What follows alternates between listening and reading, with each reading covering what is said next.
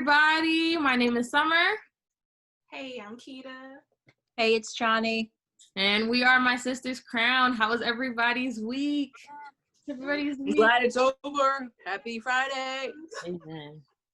Amen. Amen. We all had a very, very, very, very, very, very busy week this week. Long week. Too long. God, it was insane. I don't know how long my husband felt like he needed to celebrate his 31st birthday.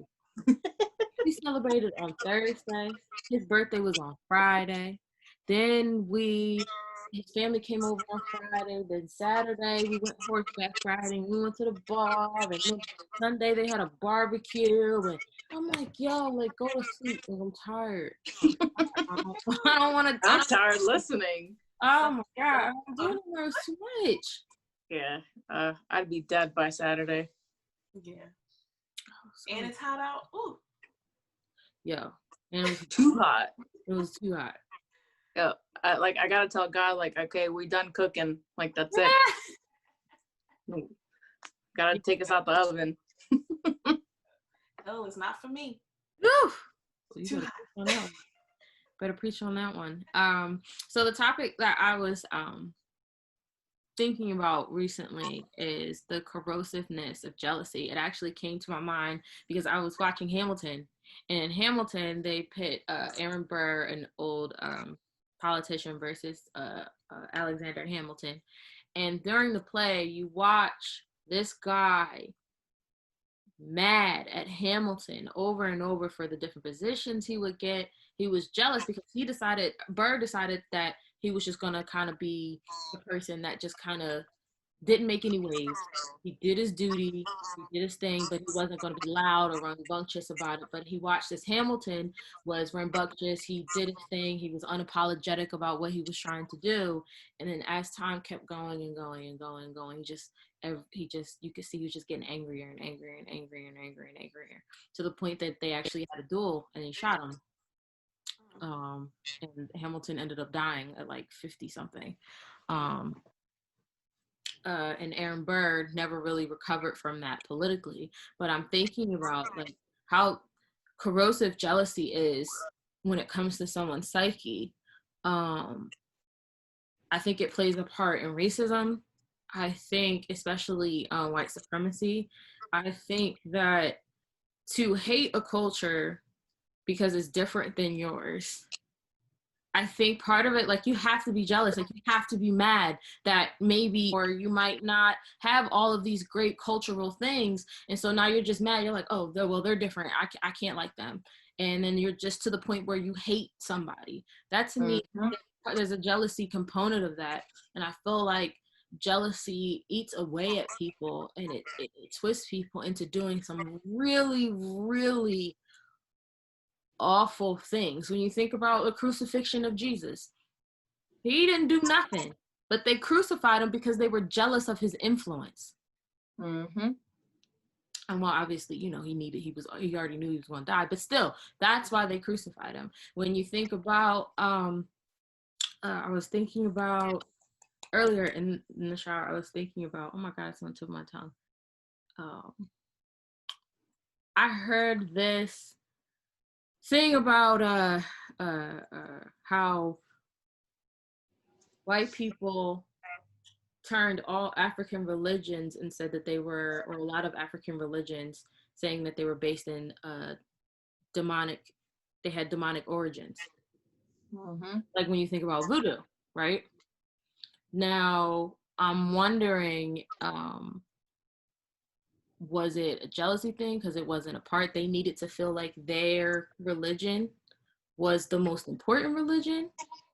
And they needed to downplay everybody else's religion, everybody else's belief. And so they add all these ties to it, like demonic, like, not to say that I'm for voodoo, by the way, I'm not, but they add all these ties to it. And I just feel like when you look at history, people change the narrative because I feel like jealousy absolutely plays a part in it.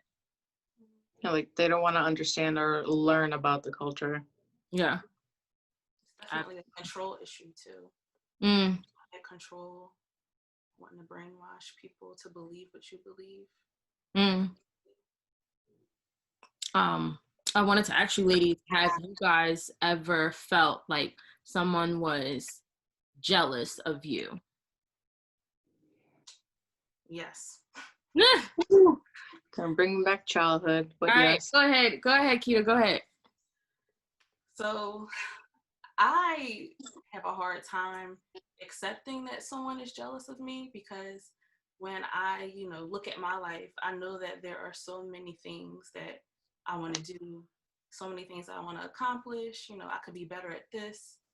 So the times where I did know that someone was jealous of me, it was really hard for me to accept. I actually had a really big falling out with a friend of mine for years over jealousy. Mm. And it was due to, me being married, me having a child, and her believing that our friendship was going to be less than what it was. Mm.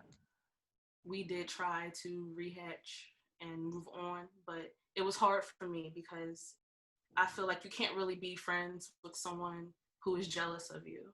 Mm.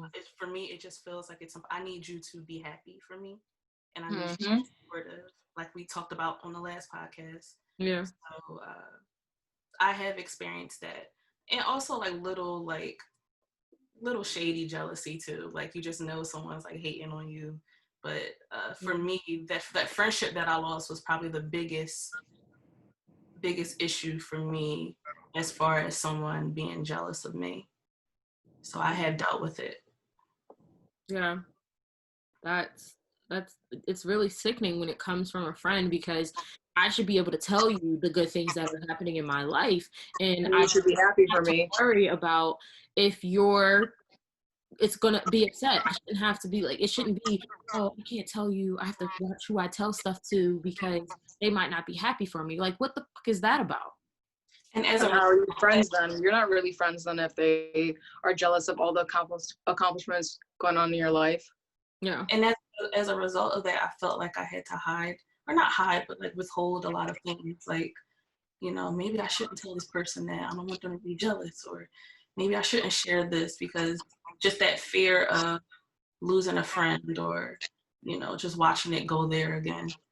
But I got out of that though. But it affected me really, really, really, really bad. Yeah. Yeah. John? Gonna take me back to childhood. I definitely felt jealousy when I was a kid, and then even in the workplace now too. Like as you ladies know, I am mixed race, so I'm half Indian and half Honduran. So, damn, I didn't know this was gonna bring up emotion. Okay, so I remember, Go ahead, girl. Speak on it. It's all right. I remember being a kid, like going to Indian parties. Like I always felt like, damn, I'm not Indian enough, because you will get them looks. I remember going to like, not at my family parties, but like family friend parties, and they would stare at me and my sister and my mom like, who the fuck are they? I'm like, I remember as a kid that shit bothered me, because I was like, fuck, like I'm Indian too, like I'm good enough. Yeah. And I remember they would always like, I could feel the fucking hate and like their stares, and like I always loved my dad because he didn't give two fucks about that. So I remember I felt it when I was a kid. Now that I'm older, it doesn't bother me. Yeah. Like it doesn't bother me right now. It just brings up emotions I felt when I was a kid. Like I didn't feel shameful. It just felt like this is the first time I'm feeling that jealousy. And then definitely in a workplace, like if you do well, I can feel the tension, like the banter between like coworkers. It feels a little bit different. So I didn't really tell you ladies because I wanted to surprise you when we started the podcast, but I actually was nominated for an award at work. It's thank you. It's actually a really big deal. Only 3% of employees get chosen for this award from my company. So it's a pretty big deal, and it's something that you can put on your resume and be proud of that. Yeah. Immediately when that shit was announced, I fucking felt it. I was like, people start acting a little different. Like, why are you hating? Just congratulate someone. Like, and then this award is for my work of 2019. Because I'm gonna be 100% honest, for the year of 2020, I really have not been engaged in my work. I mean, you have Corona. I've had some workplace stuff happen as well, like bouncing around from different offices. But I like put a pep in my step. Like I kick myself in the ass. Like, all right, I gotta get my shit together because like this is a huge accomplishment for me to have. So I definitely feel a little hints of jealousy. Like it could be funny remarks that my not employees, my coworkers are saying, or even like past coworkers from other offices. I can feel the snarkiness, but I'm just like, I'm that bitch. Yo, for real, that's what you have to tell yourself. You have to keep telling yourself, yo, I'm the shit. You should not have to dim your light for not a single person. I literally preach this. I've been preaching this to Marquise since we started being friends. Yo, do not dim your light for nobody. Nobody. No. You should not have to dumb yourself down. You should not have to stop being amazing because it makes somebody else uncomfortable. That is not okay. Yep. Bring them up. You don't go down with them. Oh yeah. And then going back to like going to the family friends parties when I was a kid, I would be the first fucking person on that dance floor. Like, I don't give a fuck about you. I'm gonna have my fun and not care. So I learned at a young age to have some thick skin and not care about someone being jealous of the way you look, your ethnicity, your complexion, where you come from. Like, I had to learn at a young age, so I'm appreciative of it, I guess. But what about you, Dom? Like for me, and this is actually it's like segmenting into another question I have for you guys, but I just want to talk about my experience with it a little bit. Friendship aside, because that'll take me forever. I think the one that kind of hit me the most was my job stuff. I worked for previously, before I worked where I work now, I worked for TSA for about 4.5 years. And it was my first real full-time job, my first career job. It helped me figure out where I wanted to be in life. And I remember I was very dedicated. I always made sure I looked good when I walked through the door. I made sure my head was high, my shoulders were back. And I wanted to make sure that I was doing an excellent job because I did not want to stay at the bottom level forever. I had watched a lot of people be at the bottom. There were 20-year-old TSA. And if that is the career path that they chose, that is perfectly fine if they're happy in it. But a lot of times I was seeing TSOs that were just mad and angry that they had been 20 years TSOs. And so for me, I was like, yeah, I'm not getting caught up in that. I'm not going to work mad every day. So I was very dedicated. I would listen to my elders. I had a lot of mentors. I had a lot of people who were willing, in higher positions, who were willing to show me the ways to keep moving. I didn't call out of work. I stayed out of trouble, everything like that. And I was able to create a position in the department before the federal government actually created the position in the first place. When they finally created the position, I actually was able to move into it. And I remember I had a bunch of people coming up and they were like, oh, I know why you got it, because you slept with such and such. I was like, that such and such is 65. He's older than my father. Like, are you insane? Are you insane? Mind you, I ain't even had that man's personal number. I ain't know where he lived. I ain't never seen him outside of the office. Like, for me, I'm like, what in the world? But they just don't want to believe that you can succeed. And that's the problem that I have. Like, why in the world can't I get what I get because I'm the shit? Because I'm good at my job. Why can't I have that? And so I remember a lady I really treasure, our aunt, Kita, like, she would always come like, yo, they don't like you. Like, they don't like you. And like, I'm like, it ain't nothing. Like, I do my job. I'm not here for them. And I wasn't mean to anybody. I wasn't nasty to anybody. I was training 3 different officers at the same time. This is something nobody else was doing. Anytime there was a new hire, they were like, go see Dom. Because they knew I was there, one, and they knew I was turning out good officers. So I'm like, still, some people are still looking at me like, what are you doing? Why, how could you ever get to that position?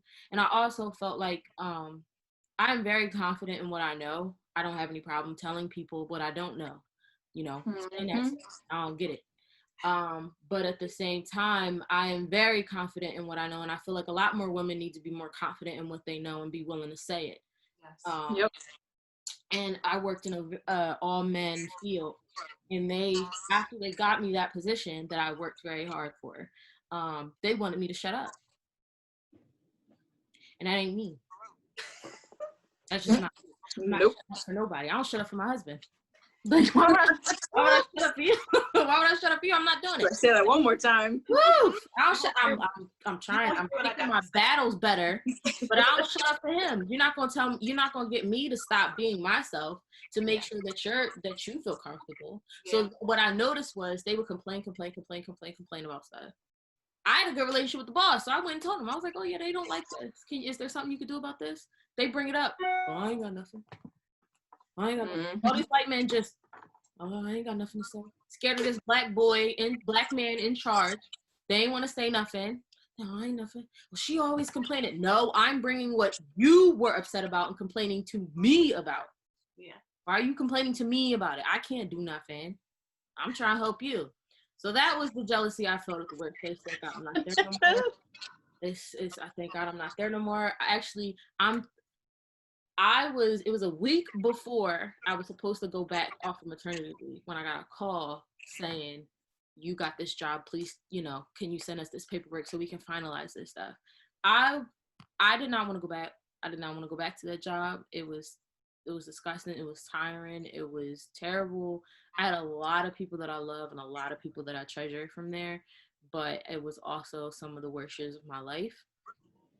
But it did teach me a lot about, separating that boundary between work affiliates and people, you're going to be close to. I am not close to any of my coworkers at this current job, and I don't really see me getting to that level that I thought I was at the other job ever again, just because it's just not, I just don't see that happening. It was just not a good thing for me to do that.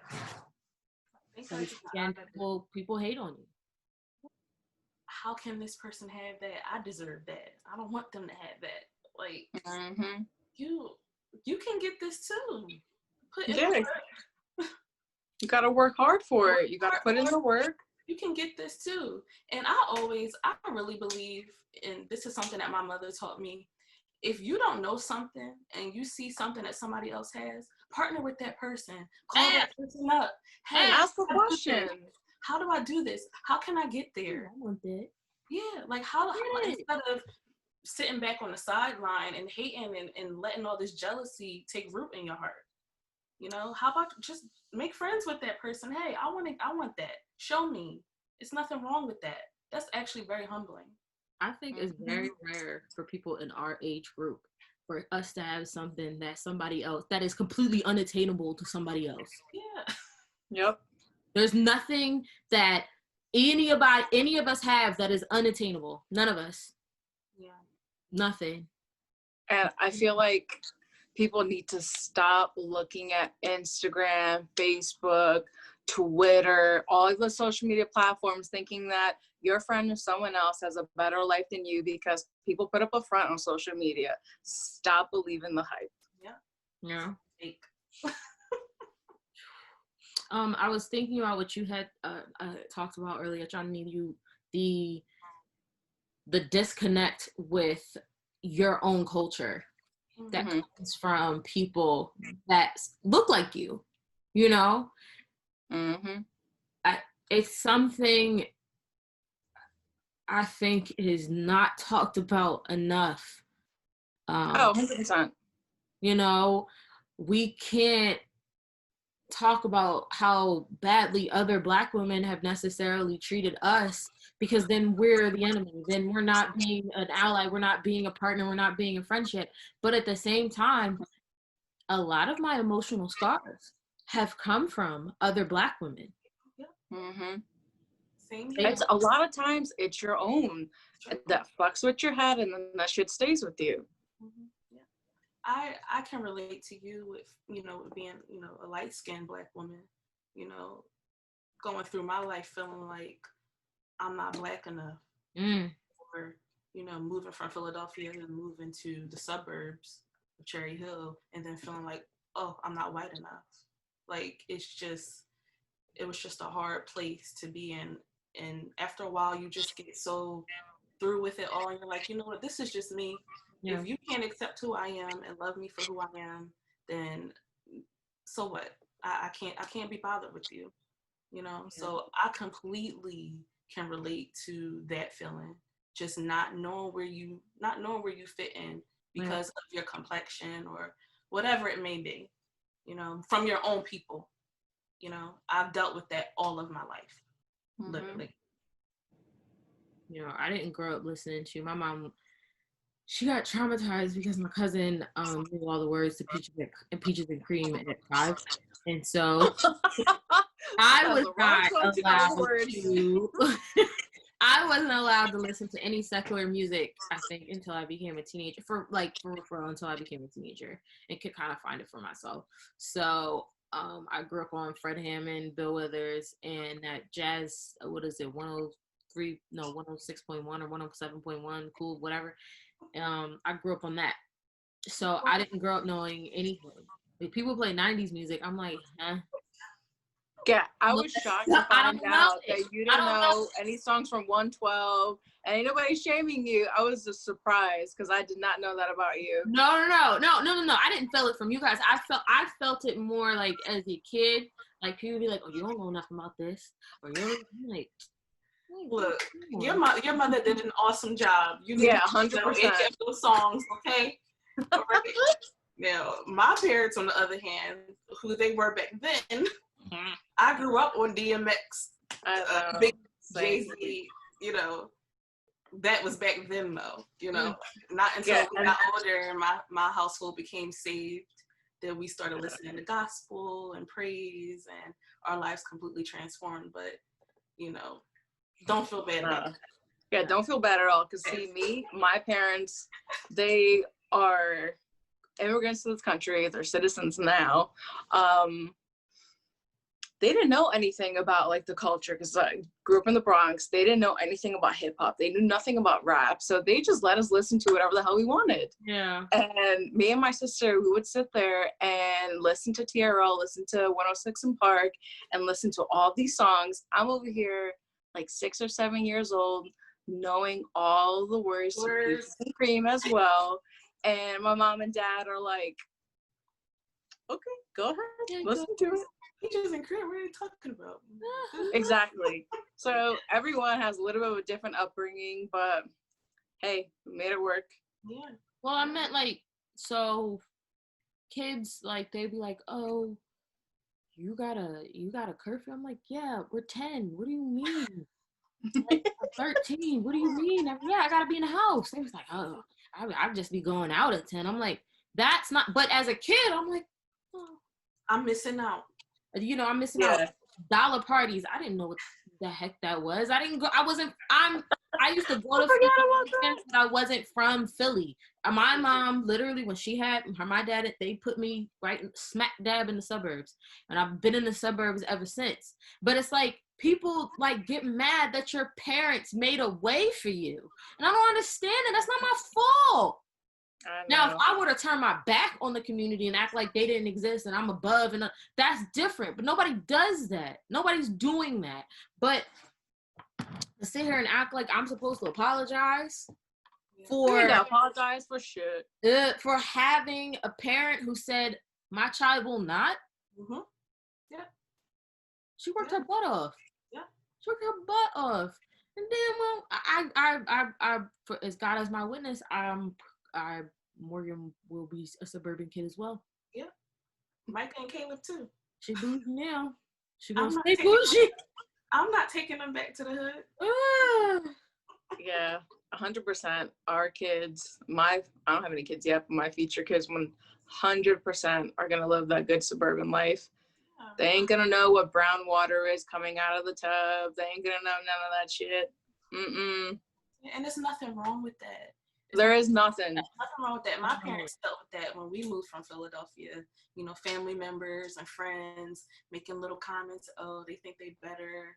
Oh, they got this big house. Who do they think they are? Their kids going to, you know, this school. And my mom and dad were like, well, this is what we want because we're investing in our children's future. So yeah, they worked hard to give you a better life. Yeah, they worked hard for that. So if you have a problem with that, I don't know what to tell you.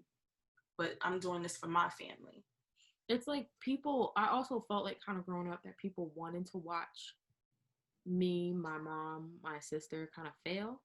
Like they were just like waiting for a demise. And I don't people feed off of that. Like it comes back to jealousy. And I think Marquita, you had said a word earlier today. It's, you know, envy. Like it's so dangerous to have that type of stuff in your heart. And I really felt unwelcome in a lot of places. I didn't know what it was. I would do my best to just keep it moving. I think after a certain point, I started just chopping up the middle finger. Like, all right, either you like me or you don't. But I had to learn, like, ain't nothing I can do. Nothing. And I'm damn sure not gonna kiss nobody's butt about it either. I'm very blessed. We're all very blessed. You know, majority of parents do the very best they can. And so if you grew up in the hood and that's where you grew up and that's who you're from and that's what you're rocking, I think that's fine. If you grew up in the suburbs, ain't nothing wrong with that either. Especially if you don't walk around like, oh, I can't go, blah, blah, blah. I don't. To me, when people get out of the hood, I think about, your mom. She's like, I'm not going back there. Yeah. Back there. You're gonna make me cry again. I'm listening to you guys talk and I'm thinking about my mom. You know, y'all know my mom was 17 when she had me. Yeah. Her life could have been so different. It could have been so different if she listened to everyone that told her that she was going to be a statistic. And, you know, my mom just wanted more. She wanted so much more. And I'm so thankful that she never apologized for that. Can we just clap it up for Miss Tisha?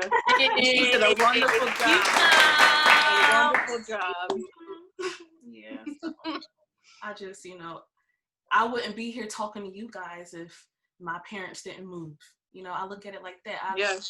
I wouldn't be Same married. Here. Yeah, I wouldn't be married to my husband if I didn't move. I wouldn't have, I look at it like that. Like our lives just completely changed when they took us out of that environment and placed us somewhere differently because they wanted better. Yeah. And you don't have to apologize for nothing. For nothing. You know, let people hate. It's okay. Let God do it. It also makes me feel weird to even think that somebody would be jealous of me. Like that thought doesn't even fit well in my spirit. You know, I would never want somebody to not like me without getting to know me. Now, if you know me very well and you don't like me, that's a business. But but if you don't know me or you're looking and you're just, can you imagine how tiring it is to look at somebody? To hate all the time. To look at somebody and they're doing good and you're just like, oh, I can't look at that. Oh, I can't get into it. I can't get into that. What is that? What is that? I don't get mad. I literally, anytime somebody does something on social media, I promise you I'm sharing it. I'm sharing it. If I can share it, I'm sharing it. I don't care what it is. I don't care if I bought into it or what. Anybody starting a business, starting a podcast, starting a blog, starting a whatever, starting to go to school, I don't care. I don't care. The most beautiful thing, I think, my friend Nike, she literally, I tell her the most, I was like, oh, I want to go to law school. She was like, do it. I want to go get my PhD. Do it. Like, she's like, go. Yeah. Be amazing. Go. And I feel like more people need to have that spirit where you're just like, go. You want to go do it? Go. It's going to be great for you. Go. It's not a problem. I want to see everyone win. Yes. My goodness. I don't understand. That's why I can't be friends with anyone who does not have that mentality. Yeah. Like, I need to know that you want to see me win, just like I want to see you win. When y'all do good, I feel like I'm doing good. Yeah. You know, like y'all to treat me. you just got an award at your job. I feel like I got one too. Like, you know, and that's just how I am. Y'all make me look good. Like, Yeah. that's how it's supposed to be. Be happy for people. Like, I don't understand it. Just be happy. Practice being happy for others. Mm-hmm. Goodness. I be trying to figure out why people. Woo! Oh, you got that. You got that little car. You got that da da da. Like if someone buys an expensive car, they ain't got nothing to do with me. I always just go, oh, It'll make you happy. but I'm not mad about it. Like I don't care. I don't care. Another thing, people, you know, with their jealousy, sometimes they can't be happy for you until they get what you have. I've experienced that too. 100%. I can't be happy for you. I can't be friendly. I can't be kind until I feel like I got one up on you, or I at least have what you have. That is horrible. Because then now we're equal. Yeah, exactly. That's what it's about. You know, you have to know how to still be happy for people and supportive, even when your situation isn't the best. Yeah. You don't get blessed like that. You do not get blessed like that. You know, all your blessings get blocked with that type of spirit. Yeah. Now I have a question. Have you guys ever caught yourself feeling jealous or envious of anyone? And while you guys think about it, I'll start. Okay, this is really good for me. Ready? So I had to catch myself, right? What's her name? Marseille Martin, the 15-year-old actor, right? This is So I remember when, what was it? What was the movie she was in? Blackish? No, it wasn't Blackish. I love her in Blackish. It was the movie that she was the youngest ever executive producer. Yeah. And I remember. I know what you're talking about. I don't remember the name. They were talking about it all the time. And I remember I started feeling myself roll my eyes. I felt myself roll my eyes, and I was like, "You don't even know her." I don't even know her. So I'm like, oh. Like I would see the commercials, and I'll click them off. I'm like, I'm not gonna see this crap. Like, and I felt myself. Oh, this is stupid. Like, oh, okay. I bet you the movie's gonna be trash. Like, I just felt myself in this weird spirit, and I had to catch myself. Like, damn, she is 15 years old. What are you doing? She's a kid. Why? But I had to check myself because at that moment, I was just mad because it felt like my life was not going in a direction that made me feel fulfilled. So I bring that up to say that feeling jealous, as ridiculous it is to be mad at somebody who don't even know you, as ridiculous it is to be mad about that, it's a lot more common than I think people realize. And sometimes you do have to catch yourself, like, why am I rolling my eyes at this again? Yeah. You know. Well, I have two. Right. I'm trying to think. The first one that pops in my mind, and I'm taking it way back, is when my little sister was born. I literally remember crying to my grandmother, "They don't love me. They don't love me." Get jealous, like just that petty jealous, you know. Then for another thing for me is the Instagram, like seeing all these bodies, these beautiful bodies, and here I am trying to, you know, work on my body, you know, and looking at them like, oh my gosh, why they gotta look like that? Yeah. I bet you they like this, but they not like me though, you know. They, you know, my body may not look like theirs, but I bet you I'm smarter than them. Like just going on, you know. And you know, there were times where I had to catch myself, like, Marquita, stop. If you want to work on your body goals, then do it. Yes. Do it. Just do it. Yep. That's what it's about. You know, being jealous. You want what somebody else has, then do what you gotta do. Yeah. You know. Personally, people in my life that I'm really close with, I don't experience jealousy. I'm not trying to like be fake or nothing. Like I really don't experience jealousy with people that are close in my life. I love you guys too much to even feel like that. You know, it would feel weird to me. But definitely people that I don't know, you know, I'm like, dang. Oh. So that would be mine. Yeah. Yeah. I'm trying to think, like, because when you bring up Maya, I'm thinking of my sister Natasha. I'm like, there's been a few times where I was jealous of her because she's 5 years older than me. Yeah. So I remember when she got her like first official nice car, I remember thinking in my head like, yeah, bitch, that's gonna be my next car. And I remember I was in high school and I was like, yeah, I'm gonna get my license because she's moving to New York. That car is gonna stay here. She don't need no car in New York. That car is gonna be mine. I remember it was red 2006 Toyota Corolla S, and I was like, that baby gonna be mine. And what do you know? She took that car to New York against my parents' wishes, and what happened? She got into an accident. She was okay, but that car was totaled, and then I didn't have no car. That's what you did, loser. I had to work for my own car, and I'm appreciative now, but I was jealous as hell because I thought that was going to be mine. I was like, I'm going to be rolling in style senior year. I'm going to be picking up Marquita. I'm picking up my friends. We're going to go park in the parking lot. And nope, my ass was walking to school all the time because I lived nearby high school. Yeah. Yeah. I think sibling jealousy is real. Yes. Oh, 100%. Especially, you know, I don't want to say jealous though of Maya, but my parents, they are so much softer on her than they were on me. And sometimes I'm like, man, if only they would have just spared the ride a little bit with me. Yep. You know?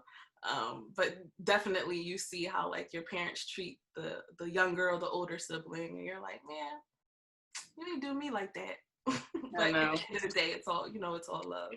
So yeah. Nah, it's a bunch of crap because they getting the little young sisters be getting away with everything. That thing is, it's so, oh my God. Like, you know how hard it was for me to get a curfew, to stay out till 2. I only got to ever stay out till 2 on the weekends. That was it. My sister got to do that every night. Now, first of all, my dad told me, like, up until I was like 19, nothing good happens after 10.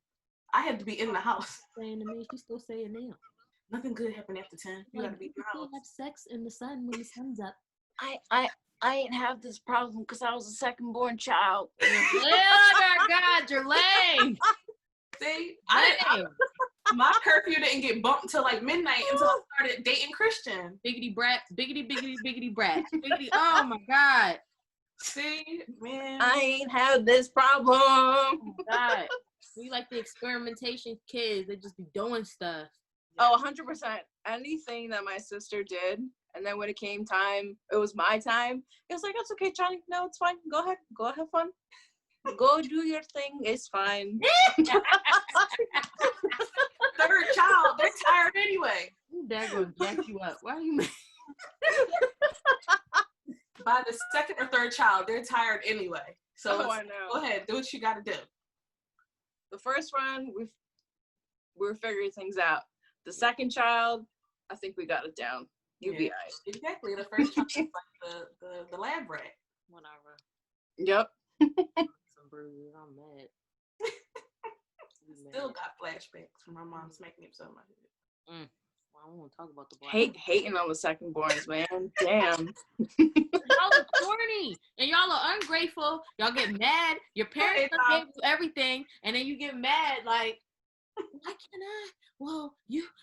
Well, I deserve. No, you don't. You don't deserve nothing. But wait, but I had it the other way around. I worked for my first car. She got 2 cars given to her, so my ass had to work for mine. Okay. That's just let it be known. They done messed it up. That's what happened. If she exactly. If she would have kept her nice, they would have gave you yours too. They said no. You just watching and just laughing. Once this comes out, I'm gonna get a text like, you bitch.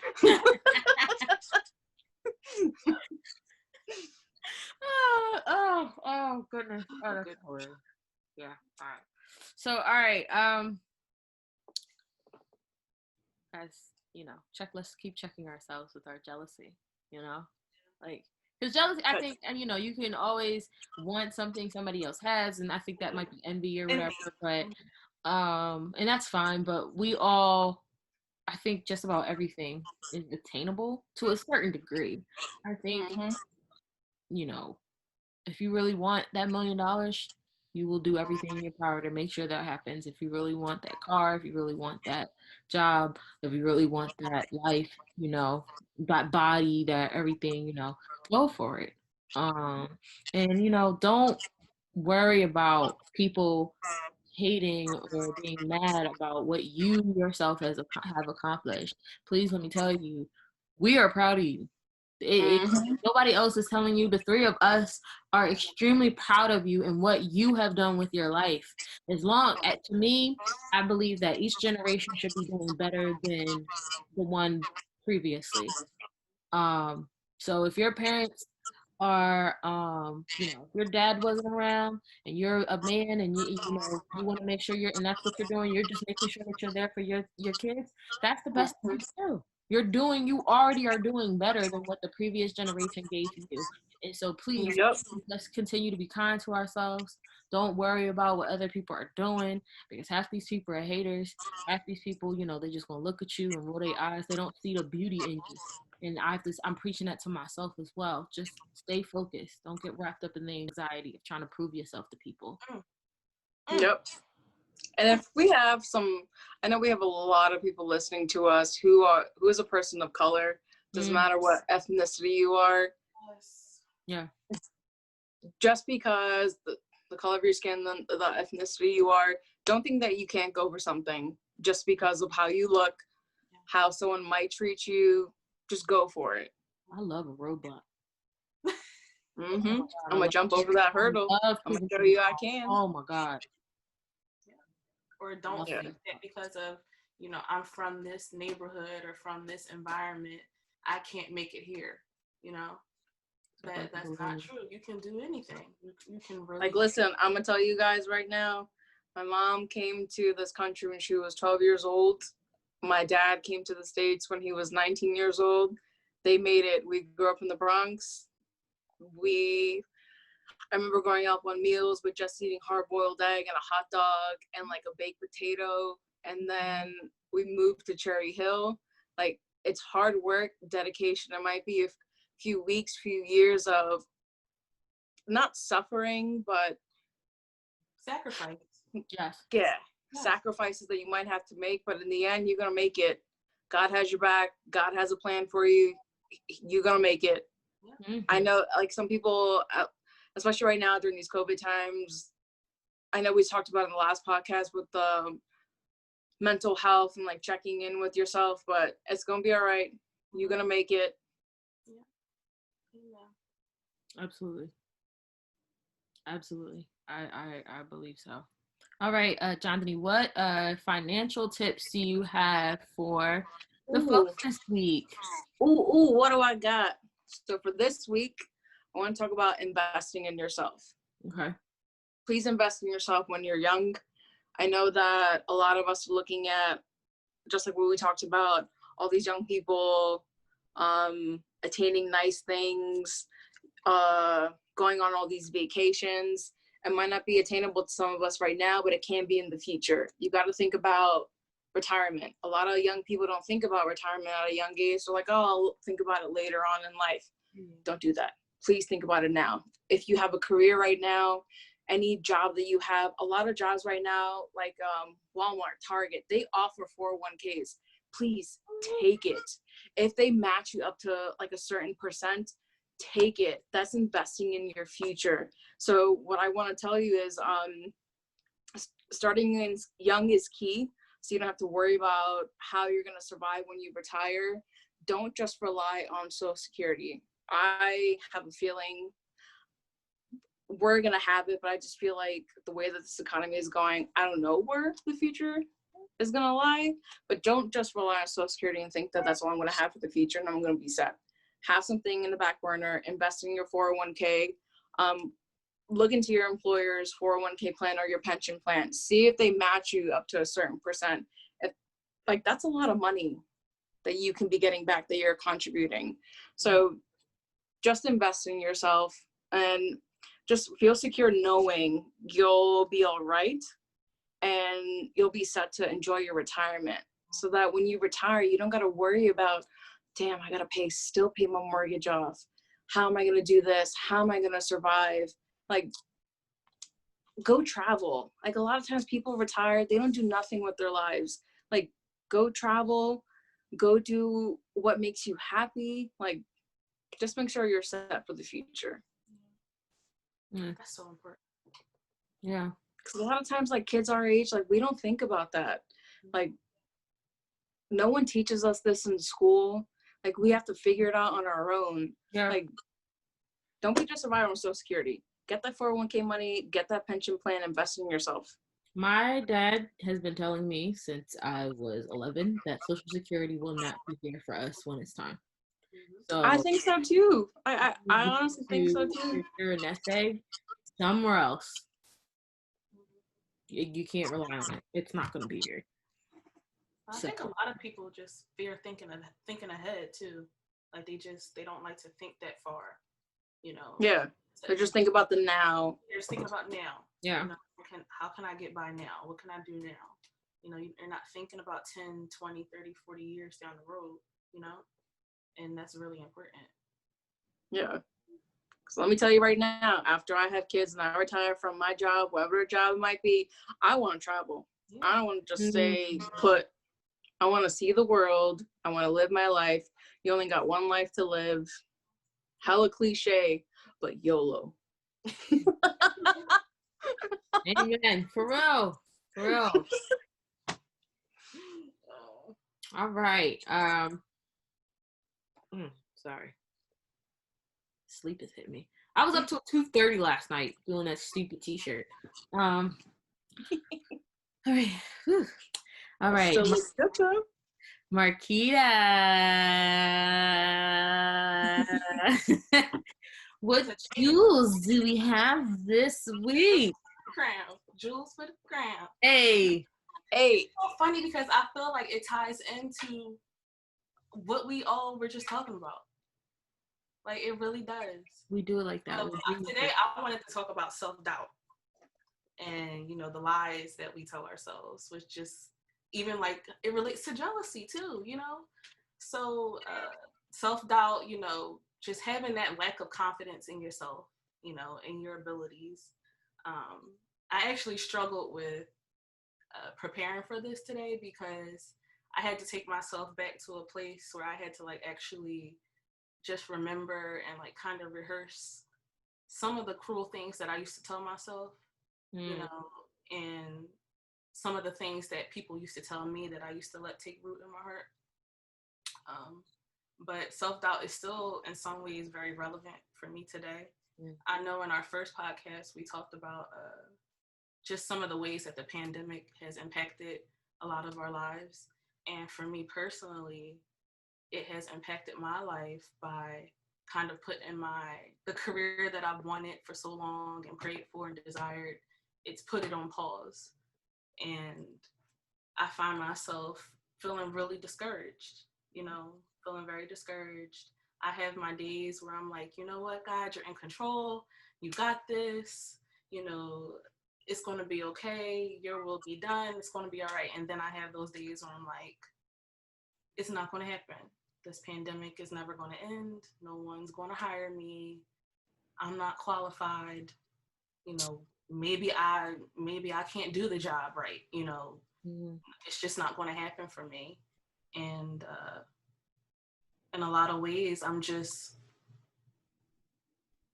putting a lot of self-doubt into myself, speaking death over my life, and we're not called to do that.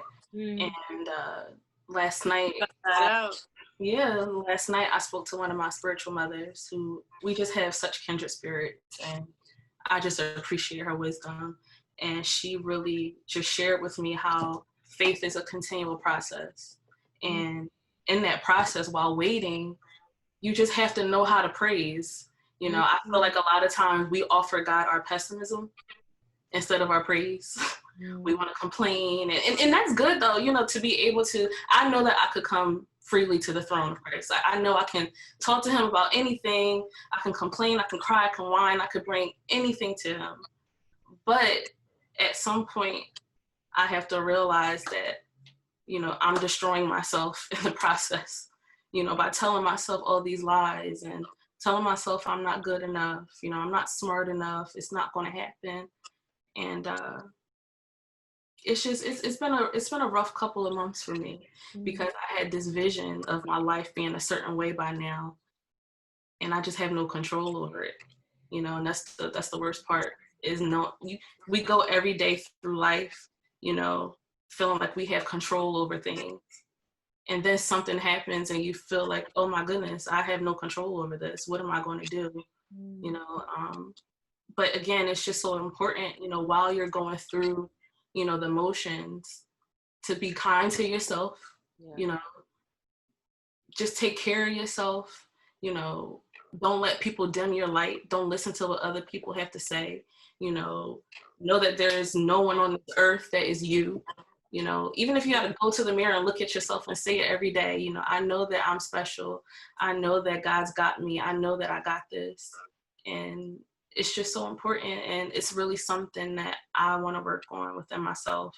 I feel like I'm always campaigning and cheering for everybody else and being this supportive friend, but I'm learning that I need to be that for myself.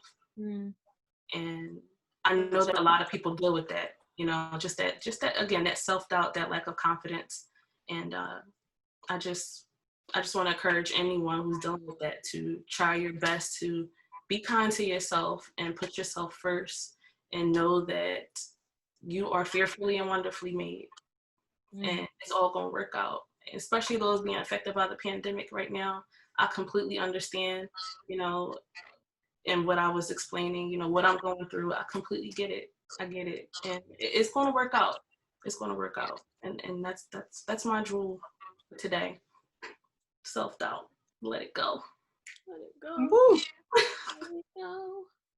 That's so good. Trust the process. Let it go. Sing it.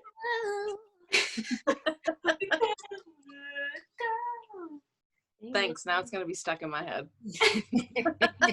Don't y'all feel that way though sometimes? Like it's so much easier to like be happy for everybody else than when you're in that situation. You're like, oh, 100%. You're your worst critic. Yeah. You're always your worst critic. Sorry. You know, like I was trying to figure out, it wasn't hitting me what you were asking, but then okay, yes. Yeah, like that. I deal with that sometimes, and I promise you guys, I'm really trying to get better at it. It's just hard some days when you want what you want. You know, it's really hard. It's good to have that hunger, to just have that drive. Like, all right, I can't be stagnant. Yeah. What's my next move? But we also have to take stock and remember, as much as possible. I couldn't imagine not working for the amount of time that you've not been working, and then having this vision, like, you know, after you graduate, you know, you're like, all right, this is it. This is, you know, you all this stuff. You imagine the walking across the stage. You imagine everybody on the outside. You imagine your outfit, your dress, your makeup, your blah, blah, blah, blah, blah. And then you imagine jobs. And then you started doing this full-time career. You're thinking about the suit, the driving downtown. Don't got to worry about the kids for 8 hours. It's this whole thing. And it's beautiful. And I can't imagine. Literally everything is out of your control. There's literally nothing more for you to do. And I can understand how that could make somebody feel like, you know, that self-doubt, like, okay, what is there for me to do? There's literally nothing for you to do. And I think what your spiritual mother brought up about faith. Faith is believing in the things that we really can't see. And when it's the real faith that literally this is completely out of my hands, Lord. There's nothing for me to do. Yes. I think that's the true test right there. And it's hard. Many of us fail. It is. I'm not passing the test right now, but You're right. You'll be all right. You got us. You're all right. You didn't curse God. You just gotta believe. Job to do. All right, you're doing good. I know. And then again, believe and you shall receive. I know. And I really have worked so hard to get to this place. You know, how I used to think back then was, you know what, college. I always knew I wanted to graduate, but it really, I was so in between what I really wanted to do, and now God has finally shown me what my purpose is. And I have that hunger. I just want to get out there. I want to help people. I want to listen. For anyone watching, my goal in life is to be a therapist. So I want to be there. I want to listen to people. I want to talk to people. And I want to help people navigate through all of the difficult situations in life. And I'm just like, God, like, I don't know why you would think that you're good at that. You're terrible at talking. You're just utterly trash. I don't understand. You are. Perfect. God, like, really, like, is this it? Am I just gonna be home changing this boy diaper, chasing this 4-year-old around? Like, please, like, I love my kids. I love them to death. There's nothing I want to do for them. But oh my goodness, I want so much more. I want so much more. And I had someone close to me say to me the other day, I know you want your career and X, Y, Z, but you got to take care of your kids. Don't forget that. What? Yeah. No. Oh my God. No. It's things like that. It's things like that that can creep into your mind. Take root in your heart. And make you start thinking and feeling like, is this it? Especially when it's somebody close to you and they don't mean any harm. But you have to pay attention to how you talk to people. Yeah, no, I don't agree with that. Yeah. Especially because I might not have a say in this, but this is what I think when I get married and then when I have children.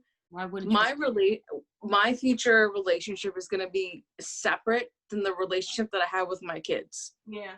I want to set the example with my kids that mommy and daddy are going to have some nights where it's just about us, and same thing like with you, like you need to have your own career if that's what you want. Like that's a separate thing and within your relationship. Like you want to have your career, you want to be a go-getter, and there's nothing wrong with that. You're still a wonderful mom. You're still a wonderful wife. Like you just want you still have your own life to live. Just because you had children, just because you married someone doesn't mean that you have to give up your own life. Exactly. And I feel like a lot of women who are married and who have children, it's kind of like, it's like we feel like we have to give up one to have the other. Like, why can't I have both?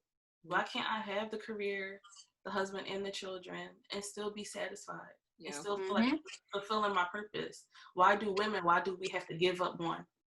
I don't agree with that. If you want it all, have it all. Why do you have to get the reminder, like, don't forget about your kids? When on God's green earth have I ever not thought about my children? 9 times out of 10 during the day. I went through 12 hours of labor. I'm not forgetting about him.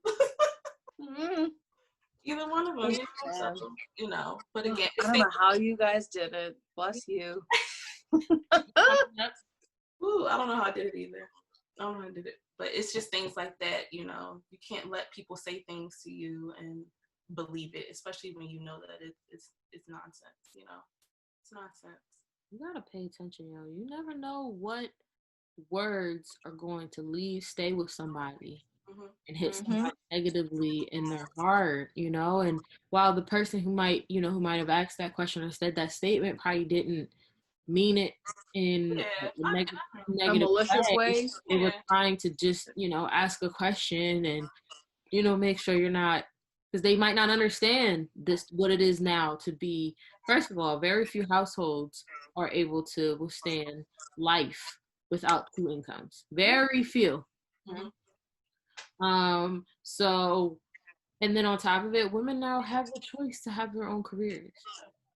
So, it's and I think the world, because it's becoming more balanced, I'm noticing more women are able, if they can't find a sitter, they can just bring their kid in some places, not here in America, but over in Europe where things make sense. But I pray for that person because they probably didn't mean in a malicious way, but they people really have to pay attention to what you're saying. What you're saying that could possibly, you never know where somebody's mind is at. You don't know what is in somebody's heart. You don't know what somebody's struggling with. Yep. Yep. It's always someone closest to you also. Yeah. And a lot of times people say things like that because of their own experience, you know? Yeah. And, you know, we always talk about people have a lot of unlearning to do. A lot of unlearning because, you know, what applied in such and such era is not applying today, you know? So imagine all the people, remember all the people that were negative, like when you tell people you're getting married and then the unhappy married people or the unhappy divorced people and all they got is just negative things to say, but it's based off of their experience. Ain't nobody that's happily or in a successful marriage that's like, oh, I don't know if you want to do that. I know my parents think about that.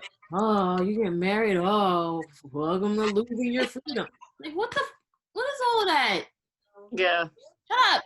Yeah. But again, just because you're unhappy doesn't mean that I gotta be unhappy.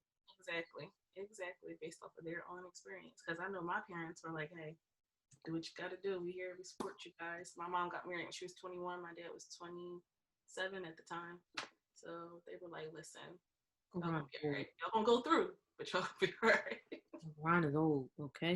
And also, on the topic of marriage, it might just be the brown juice I'm drinking right now, but I just want to let y'all viewers know who's listening and watching, if you're older, in your mid-20s, early 30s, just because you have friends that are married, don't think that it's never too late for you.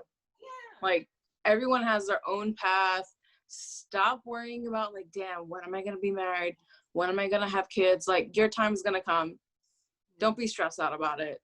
It ain't all it's cracked up to be, okay? I sure as hell ain't stressed out about it. Woo! It's a lot of work, y'all. It's a lot of work. It's not all it's cracked up to be. Having kids, it's more than just Instagram photos and cute little things, and it's in the tub and getting peed on and getting smacked and getting told no when you're trying to help them out and getting crying and hyperventilating. And it's just a mess. It's a mess. I can tell y'all how many times I posted a picture of my sons or a picture of my husband, and I just got done yelling at them. Posting a picture, a nice little beautiful caption. You are the sun to my star. Yep. And as you're typing, sit down. Can I just get a moment's peace, please? What would I do? And then when I listen to stories like this, that makes my uterus cringe, and then I'm like, yep, I ain't ready yet. It's work, y'all. It ain't never gonna not happen either. It's not gonna not happen when you get older either. Might even be more irritated. Tired. He's lie to y'all. It's work. You're not willing to sacrifice and work and compromise, you know, and keep God at the center, then you're not ready. Kids aren't always amazing. They cute, but a lot of work. My daughter is horrible, but she just learned how to say no last week. And so everyone's like, no. That's so sweet, though. She says it so nicely, and you just want to chin check her. No. But she's so cute, though. No. She ignorant. You haven't been around her. That's the thing. She talking about lies. My daughter is rude. No, I'm like, no, thank you. No. Well, all right. I think that's it for this week. We want to thank you guys for joining us. We appreciate you. Yes, thank you so much. This was an interesting topic. Jealousy is deep. It's in the Bible. It's in our lives. I think, we always need to check ourselves and stop focusing so much on other people as well. Live your life for you. Yep. Don't ever dim your light for any person out there. Had to catch myself. Don't dim your light for any person out there because they suck. Only one you. Make sure we're investing in our future. My father has been working in the finance industry for over, oh my God, he's old as hell too, 30 years or something. And he's been yelling at me about investing and making sure I have a retirement fund. Please invest in yourself. It's the most important thing that you can do. Yes. And please make sure, you're being kind to yourself. Be kind to yourself. Do not, allow yourself to feel those feelings of self-doubt. Don't, bottle them up because they're going to come out at some point. But filter through, channel it in, and remind yourself how good you are. And if you need me to tell you how amazing you are, please let me know. I'm the best hype man there is. Yep. We want you to know that you that bitch. Okay. Hey. You're amazing. There's no one like you. And not at all. You're the only you got. So be kind to yourself. Yes, be kind. All right. We are My Sister's Crown. Everybody, good night. Good night. We signing out.